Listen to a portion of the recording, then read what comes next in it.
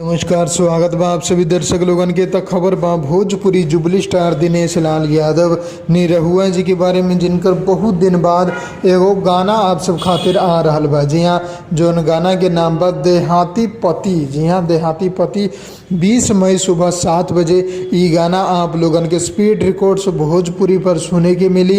एक official poster आप लोग देख सकत आनी सामने स्क्रीन पर। गाना के दिनेश लाल यादव निरहुआ जी के साथे अंतरा सिंह प्रियंका गौले बाड़ी। गाना के लिखले बाड़े रोशन सिंह विश्वास, संगीत दिले बाड़े शंकर सिंह जी। और speed records Bhojpuri YouTube channel पर आप लोगन की गाना सुनने की मिली। जी हाँ, तो तैयार रही, बिहान सुबह 7 बजे आप लोगन के बीच में ई गाना आ जाए। तो ज़्यादा से ज़्यादा प्यार सपोर्ट देते रहम।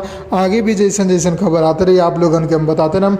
बस आप लोग वीडियो को लाइक करिए और चैनल के सब्सक्राइब करके इस चैनल के साथ जुड़ जाइए। हम मिलम आप लोगन के अगला वीडियो में। तब तक खातिर जय हिंद, जय भोजपुरी, प्रणाम।